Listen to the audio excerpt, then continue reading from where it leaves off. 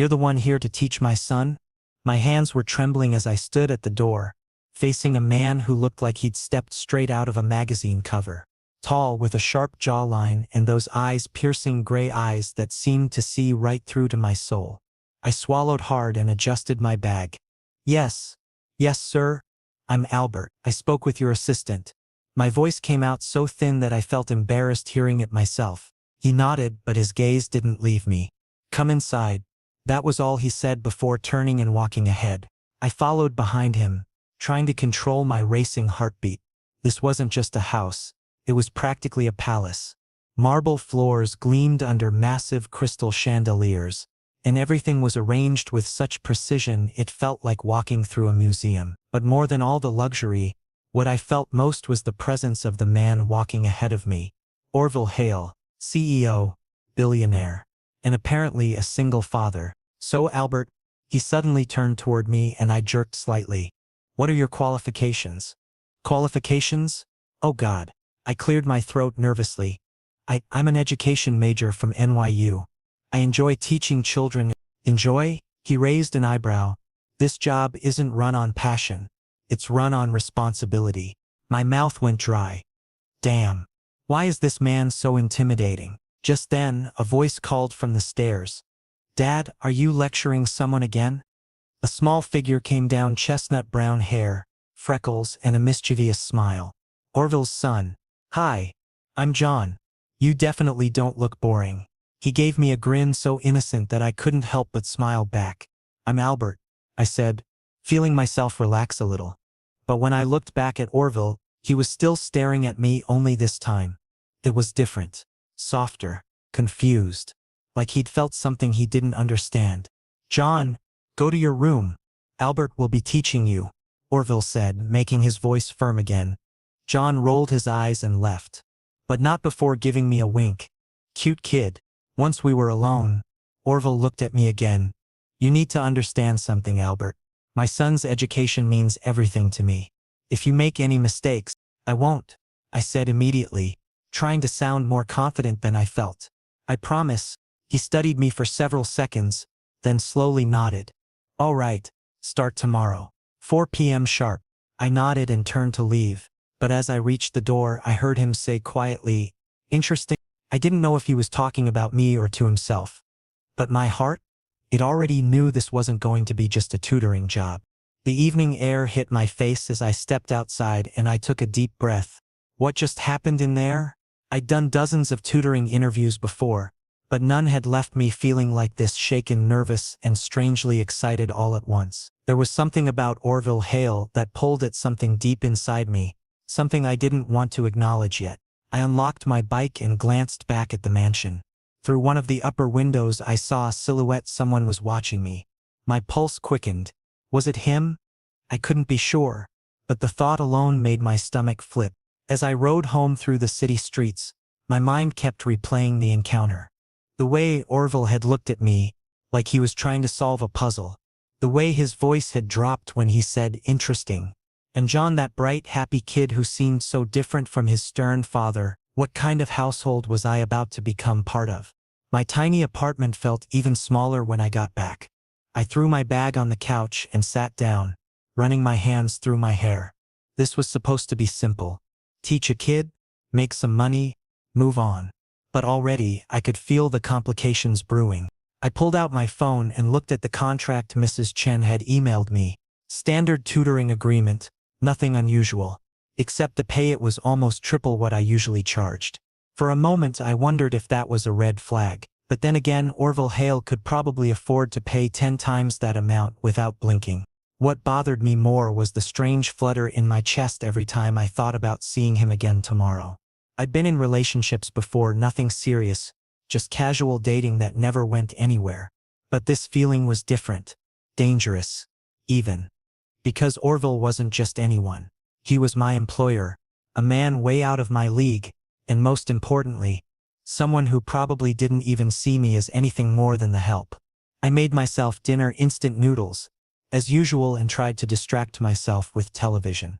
But my mind kept wandering back to those gray eyes, that commanding presence, the way he'd stood so close when questioning my qualifications. Had I imagined the tension in that moment, or had something actually passed between us? Stop it, I told myself firmly. You're reading into things that aren't there. He's just being a concerned parent. That's all. But deep down I knew I was lying to myself. Because when someone looks at you the way Orville had looked at me, with that mix of curiosity, assessment, and something unspoken, you don't forget it. You don't brush it off as nothing. I went to bed early, knowing I needed to be sharp for tomorrow. But sleep didn't come easily. I tossed and turned, imagining what the first session would be like. Would Orville be there? Would he watch me teach? Would I be able to focus with those intense eyes following my every move? Eventually, exhaustion took over, and I drifted into restless dreams filled with marble floors, crystal chandeliers, and a gray-eyed man who seemed to see parts of me I'd never shown anyone. When my alarm went off the next morning, I woke with a strange sense of anticipation. Today I would walk back into that mansion. Today I would see him again. And somehow I knew that nothing in my life would ever be quite the same after this. I spent extra time getting ready, telling myself it was just professionalism. But the truth was harder to admit. I wanted to look good. I wanted Orville to see me not just as some college graduate who needed money, but as someone worth noticing.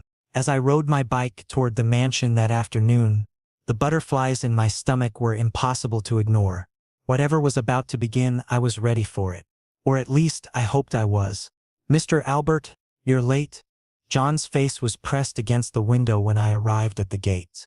I smiled and locked my bike. "Sorry, John. There was traffic." But honestly, there wasn't any traffic. I was just nervous. Because for the past 3 days, every time I came here, Orville found some excuse to enter the room. Bringing coffee, carrying files, or just checking in to see how things were going. Today was no different. I was teaching John mathematics when there was a knock on the door, and Orville walked in. "Everything progressing well?" "Yes, absolutely," I said without looking at him.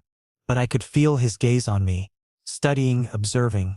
"John, focus on your work," Orville said, though he was looking directly at me when he spoke those words. John let out a dramatic sigh. "Dad, I am focusing. You're the one being distracting." My pencil nearly slipped from my hand. "Oh God, this kid." Orville cleared his throat and turned to leave, but before he did, he glanced at me one more time, and this time there was a slight smile on his lips. That smile, it was going to be the end of me. "Mr. Albert, you're blushing," John said in a teasing tone. "No, I'm not," I quickly replied, hiding my face behind the textbook. But the truth was, I was blushing. And worse, I liked it. After the session ended and I was getting ready to leave, John grabbed my hand. "Mr. Albert, you'll come back tomorrow, right?" "Of course," I said, ruffling his hair gently. "Good. Because Dad waits for you too." My heart stopped. "What?" John shrugged innocently. "I don't know why, but when you're here, he smiles more. And Dad never smiles." He looked at me like he was sharing a precious secret. "Maybe he likes you." I couldn't respond to that.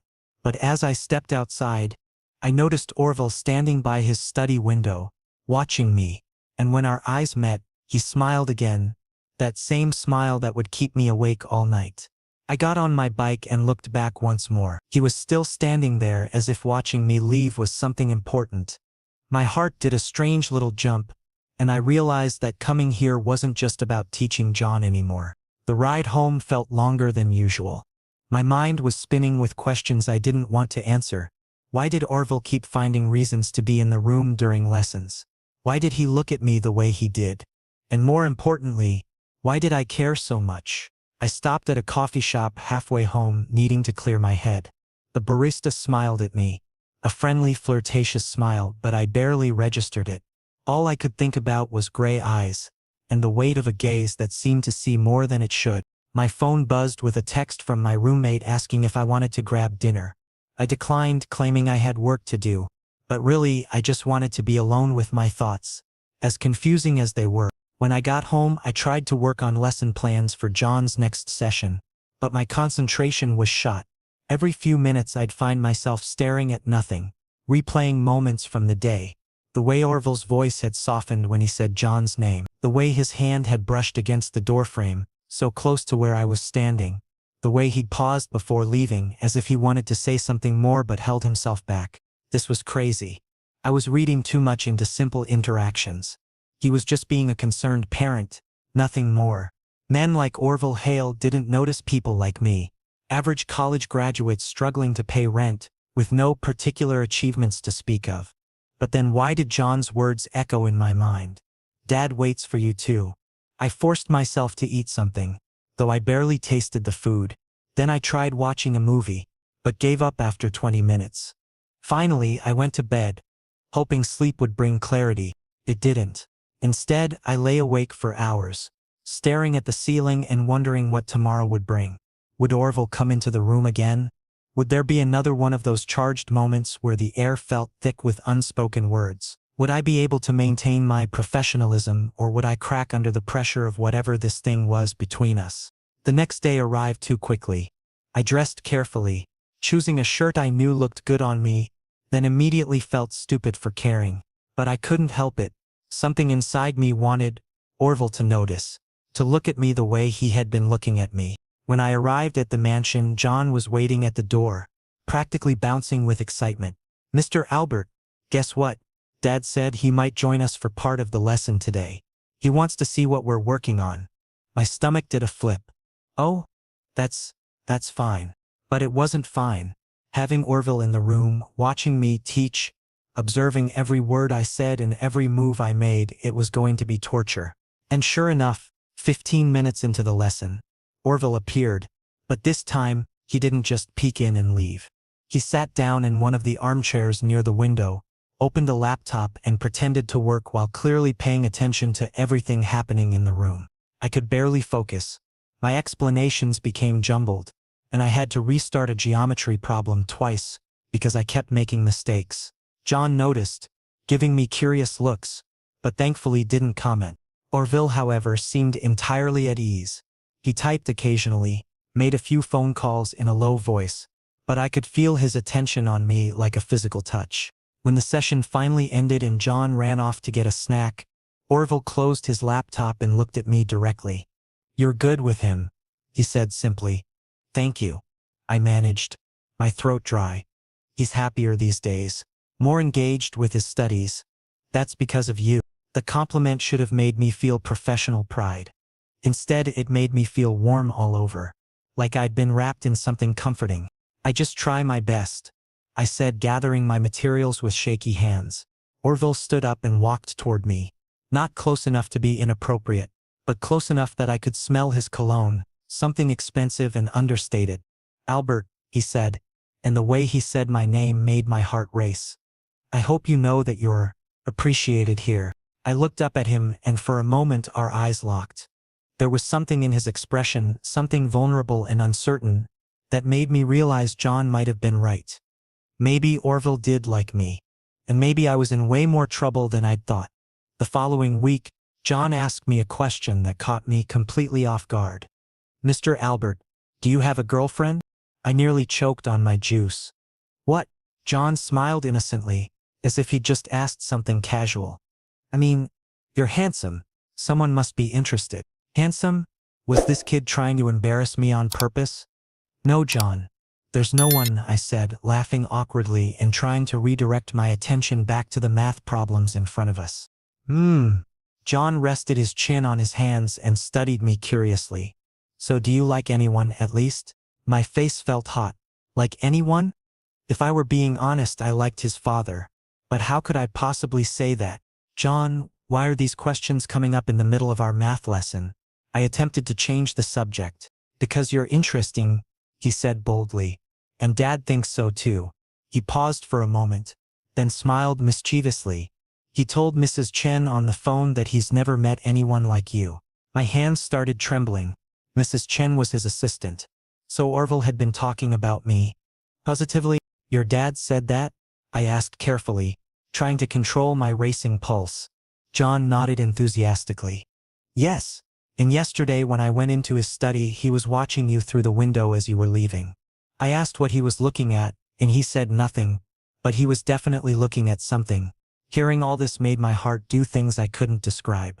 Was Orville really feeling something too? Just then the door opened and Orville entered wearing a strange expression, part nervous, part serious. "John, go clean your room. I need to speak with Albert." John gave me a meaningful look, as if saying, "See, I told you," and then left. We were alone now. Orville looked at me with that intense stare that always made me nervous. "Albert," he began slowly, "I need to ask you something, and I want you to be honest." My throat went dry. "Yes? Are you coming here just to teach John, or is there another reason?" My heart almost stopped. What was he asking?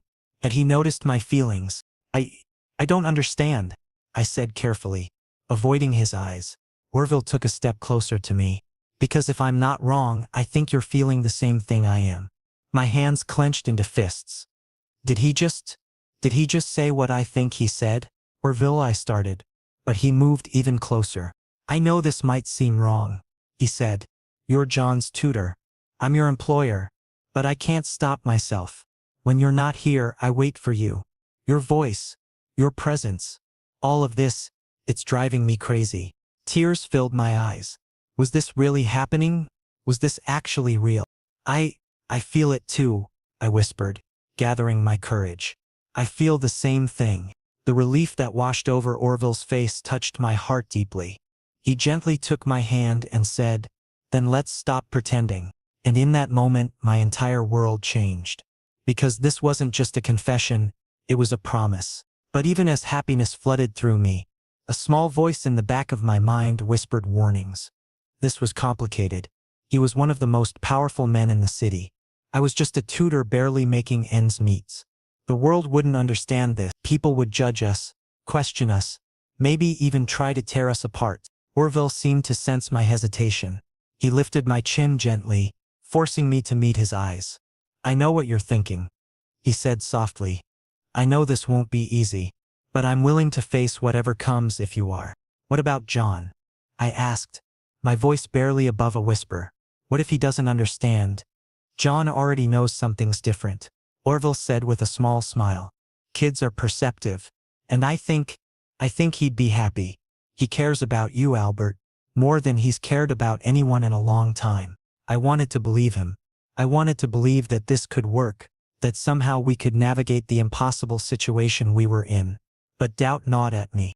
"I'm scared," I admitted, surprised at my own honesty. "I've never felt like this before, and it terrifies me." Orville's thumb traced circles on the back of my hand, a gesture so tender it made my chest ache. "I'm scared too.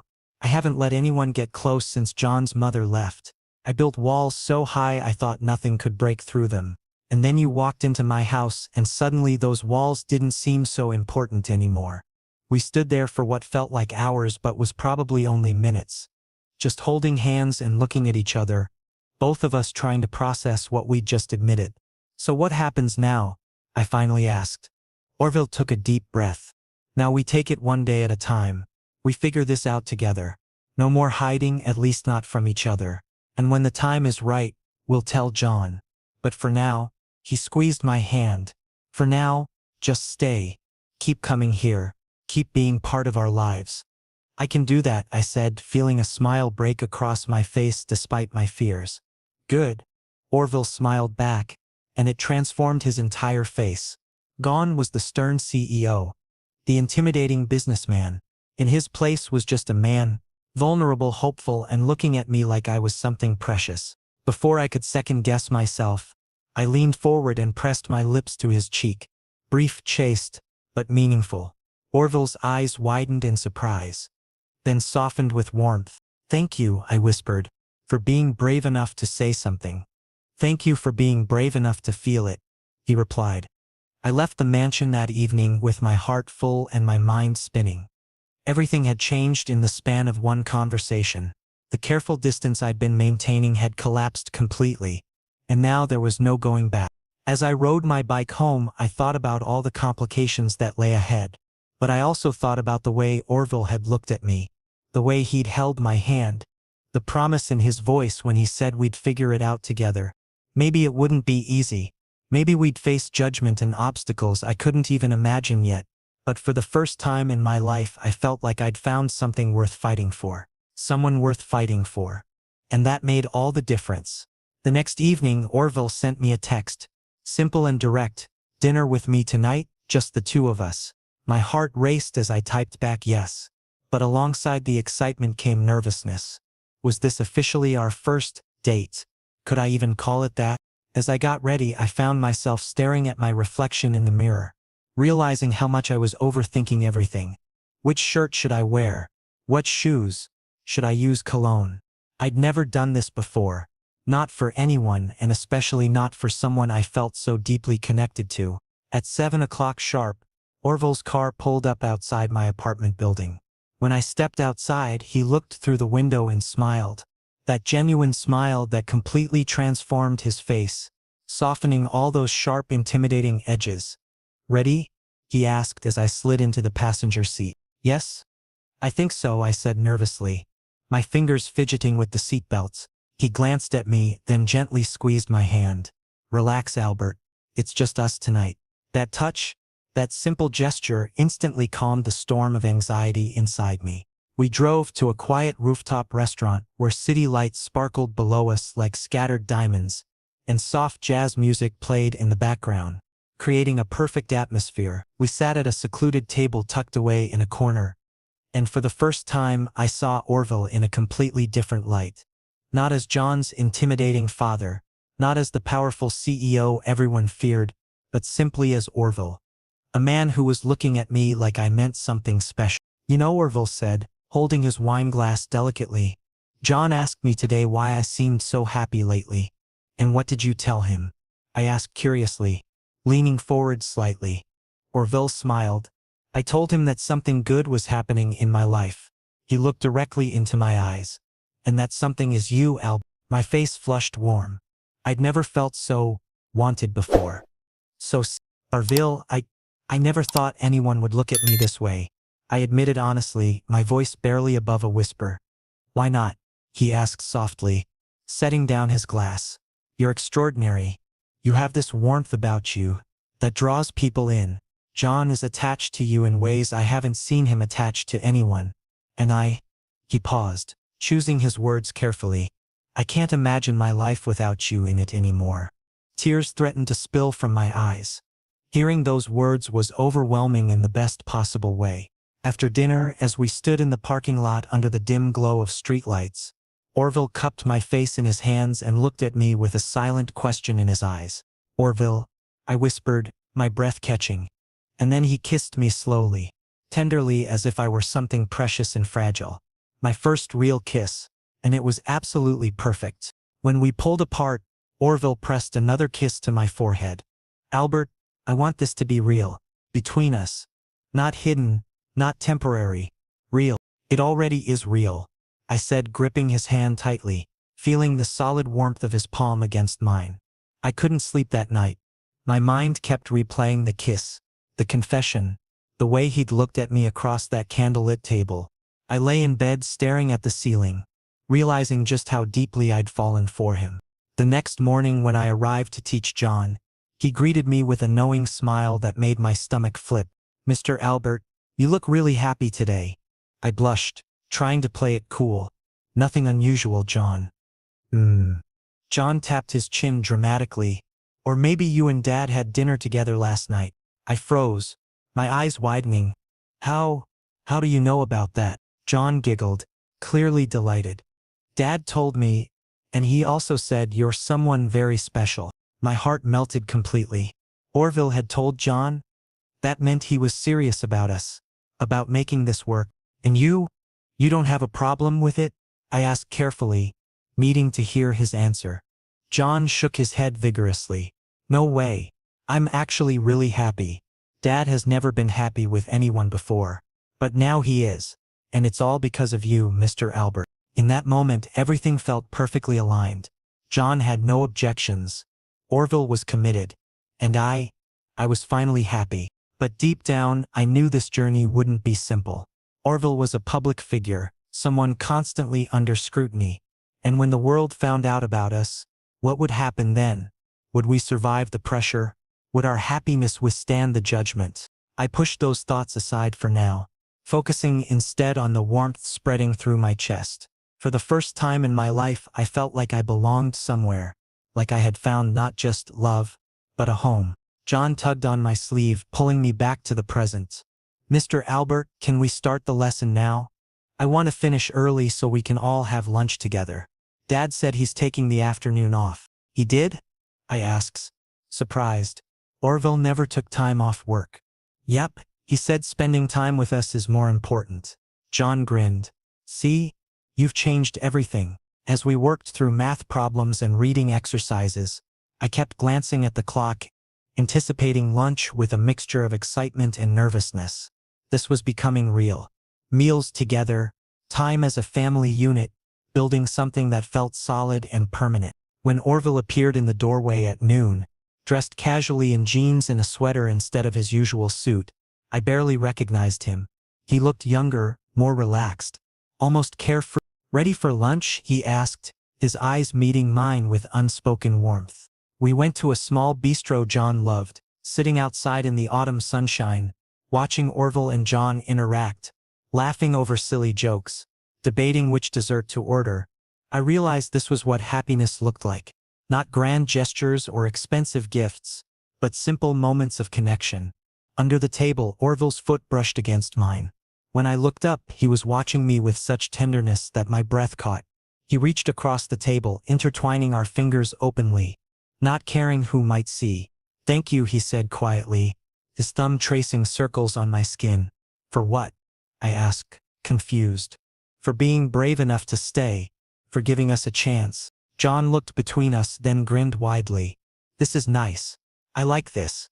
And in that moment, surrounded by laughter and sunlight, and the promise of something beautiful, I knew that whatever challenges lay ahead, we would face them together. Because this feeling of belonging, of being chosen, of building something meaningful, was worth fighting for. Even if the world didn't understand, even if people judged us, we had each other, and that was enough. For now at least, it was more than enough. Everything changed so fast I barely had time to process it. A photographer caught us outside a cafe. Orville was holding my hand as we walked out, and that single second was captured forever. The next morning, that photo was everywhere. Headlines screamed, "Billionaire CEO Orville Hale spotted with mystery man." My phone wouldn't stop buzzing. Unknown numbers flooded my messages. Even people from college I hadn't spoken to in years suddenly reached out, their curiosity thinly veiled behind friendly greetings. I was spiraling into panic mode. Orville called me immediately, his voice tense. "Come to my house. Now. We need to talk." When I arrived, he was pacing in the living room, phone pressed to his ear, clearly speaking with his PR team. His jaw was clenched, and I could see the tension radiating through his entire body. "Handle it. I don't care how," he said firmly before ending the call. When he saw me, his expression softened instantly. "Albert, this is all happening because of me," I said, guilt crushing my chest like a physical weight. Orville crossed the room quickly, gripping my shoulders. "No, this is happening because I chose to be with you publicly. Because I refused to hide you. But now everyone is what?" John's voice interrupted from the staircase. He was coming down slowly, his iPad in hand, looking confused and worried. When he reached us, he turned the screen toward me. Social media posts filled the display. Comments section after comments section. Some people were supportive, but so many were cruel. Is he using Orville for money? A tutor? Really? How desperate can someone be? This is absolutely disgusting. My stomach twisted violently. I couldn't handle seeing this. "John, put that away," Orville said sharply. "But Dad, why are people saying these horrible things? Mr. Albert hasn't done anything wrong," John said, his voice breaking slightly with confusion and frustration. Orville took a deep breath and knelt to John's level. "Son, people will always judge what they don't understand. But we can't let their words dictate our choices or our happiness." John nodded slowly, then looked at me with determined eyes. "Mr. Albert, please don't listen to them. You're the best thing that's happened to us." A lump formed in my throat. This kid, how could someone so young be so mature and understanding? But then my phone buzzed again. This time it was a message from Mrs. Chen, Orville's assistant. "Board meeting tomorrow morning. They want to discuss the situation." My heart sank. A board meeting meant they were questioning Orville's judgment, his leadership, his reputation. Everything he'd built could be at risk because of me. Orville, I said slowly, my voice shaking. Maybe I should leave, just for a while, until things calm down. Orville's eyes snapped to mine, sharp and fierce. What? Your company? Your reputation?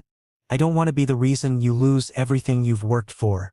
Albert, if you leave, I'm coming with you, Orville said firmly, his voice leaving no room for argument. I'm not abandoning you in the middle of this storm, but what about John? I'm fine, John interrupted, surprising both of us. Seriously, Mr. Albert, if you leave, Dad will be miserable again, and I don't want him to go back to being sad all the time. Tears spilled down my cheeks. Why were they both supporting me when I couldn't even believe in myself? Orville pulled me into a tight embrace. We'll face this together. I trust you, Albert. Please trust us. But that night, alone in my apartment, all the doubts came flooding back with crushing force. Did I really deserve Orville? Was I strong enough to stand beside him through this storm? What if I was genuinely ruining his life? My phone lit up with another message from an unknown number. You're destroying his life. Leave before it's too late. My hands trembled. Was there truth in those words? Was I being selfish by staying? The next morning I went to Orville's house for John's session.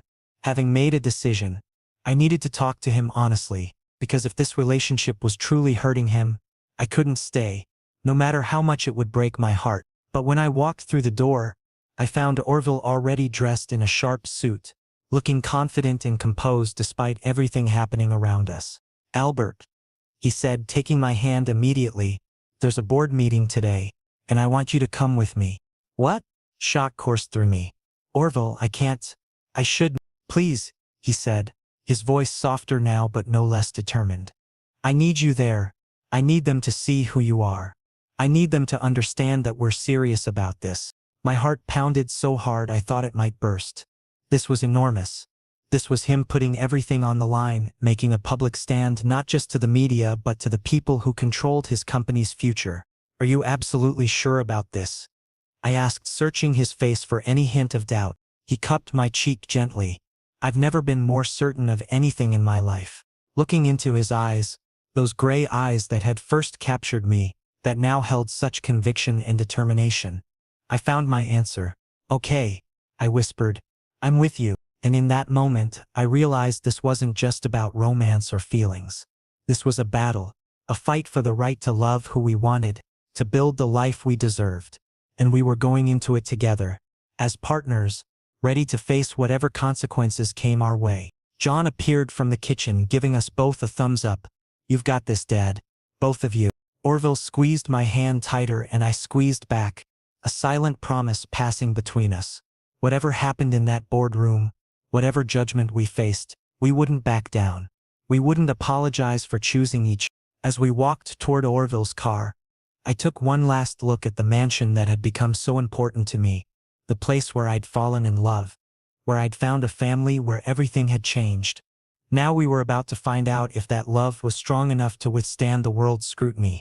And despite my fear, despite the uncertainty gnawing at my insides, I knew one thing for certain. I wouldn't face it alone. We had each other, and maybe, just maybe, that would be enough. Every step toward that boardroom felt heavy with consequence. Orville walked beside me, his hand resting reassuringly on my lower back. But inside my stomach was tied in knots. These people were powerful, investors, board members, people who played crucial roles in running Orville's empire. When we entered the room, every pair of eyes locked onto me, judging, analyzing, questioning my very existence in their space. Orville, what exactly is going on here? The board chairman, Mr. Whitman, asked coldly. First the media circus, and now you're bringing a personal statement into our meeting? Orville took my hand openly, confidently, in front of everyone. Gentlemen, this is Albert, my son's tutor and my partner. The silence that followed was deafening. Partner? Another board member repeated incredulously. Orville, think about the company's image.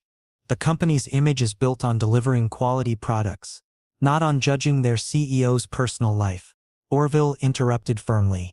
And if this board has a problem with that, let me be crystal clear, Albert stays in my life. That's non-negotiable. My throat tightened. He was risking so much for me. Everything he'd built could crumble because of this moment. Mr. Whitman adjusted his glasses slowly. Orville, we have no issue with your personal choices, but the media narrative surrounding this, the media narrative can be controlled and managed. Orville stated, but I will not hide my life. I love Albert and I want the world to know that. My heart nearly stopped. He just said it publicly in front of the board. Love, and if you think this decision makes me unfit to lead, Orville continued, his voice unwavering, then I'm prepared to step down. No. The word burst from my lips before I could stop it. Everyone's attention snapped to me. Orville, you can't give up your company for me. I can do anything, Orville said softly, turning to look at me with such intensity it stole my breath. Because you matter more than any of this. Murmurs rippled through the room. But then Mr. Whitman raised his hand, calling for silence. Orville, you built this company from nothing. Your dedication has never been questionable. He paused, seeming to weigh his next words carefully. However, if we're going to publicly support this relationship, we need a solid PR strategy. The media needs to see this as a genuine connection, not some scandal to sensationalize. My heart lifted slightly. Were they actually considering supporting us? I'm prepared to do whatever it takes, Orville said confidently. Albert is too. I squeezed his hand, a silent promise that I stood with him, no matter what came next. After the meeting ended, Orville pulled me into an empty hallway and cupped my face in both hands. Albert, I know this is terrifying, but I promise you I will protect you through all of this. Orville, my voice cracked with emotion. You took such a risk in there. Your company, your reputation. Companies can be rebuilt. Reputations can be repaired. But if I lost you, that would be irreplaceable, he said firmly, his thumbs brushing away the tears sliding down my cheeks. You're everything to me, and in that moment I kissed him desperately, pouring every emotion I couldn't put into words into that connection between us. When we finally pulled apart, Orville pressed his forehead against mine. Let's go home. John is waiting to hear that we won. Driving back, I realized this journey was far from over. The media was still active, people were still judging, and challenges lay ahead that we couldn't even predict yet. But something fundamental had shifted inside me. I wasn't afraid anymore, because Orville stood beside me. John supported us, and we were becoming a real family. The following week, Orville organized a press conference, properly planned with his PR team's full involvement. Standing on that stage, looking calm and authoritative, he addressed the cameras and reporters directly. There's been considerable speculation about my personal life, so I want to set the record straight. Yes, I'm in a relationship with Albert, an incredible person, a dedicated educator, and most importantly, someone who brought happiness back into my life and my son's life. Camera flashes exploded like fireworks. Reporters shouted questions over each other. But Orville continued, his voice cutting through the chaos. Love isn't a scandal, and I won't apologize to anyone for following my heart. Watching from backstage, tears streamed down my face. This man was putting his entire reputation on the line, standing before the world and refusing to be ashamed of choosing me. Later, after the media attention began to settle, John hugged me tightly and whispered, Mr. Albert, you're staying with us permanently now, right? I smiled through my tears. Yes, John. I'm not going anywhere. And when Orville took my hand and pulled me close, including John in our embrace, I felt it, that sense of finally finding where I belonged. A family, a home, and a love strong enough to stand openly in the world. Months passed. The initial storm of controversy gradually faded as new stories captured public attention. Some people never accepted us, but many more showed surprising support. Slowly, carefully, we built our life together. John eventually stopped calling me Mr. Albert. One evening over dinner, he looked between us and asked, What should I call you now? You're not just my tutor anymore. I glanced at Orville, who smiled warmly. Then I looked back at John. Whatever feels right to you. Whatever you're comfortable with. John thought for a moment, then grinned. How about family? That's what you are now. Family sounds perfect, I agreed, my heart full to bursting. And in that moment my heart understood something profound. This journey from tutor to partner had been the most beautiful experience I could have imagined. Because love isn't just about feelings or attraction. It's about commitment when things get difficult. It's about sacrifice when the world demands conformity. And most importantly, it's about choosing someone every single day, even when that choice comes with consequences. And I would choose Orville and John every day, for the rest of my life. Looking across the dinner table at them, Orville's hand covering mine, John laughing at some joke, I realized I'd found something many people search their whole lives for and never discover. I'd found home. Not a place, but people who made me feel safe, wanted, and loved exactly as I was. And that was worth fighting the entire world for.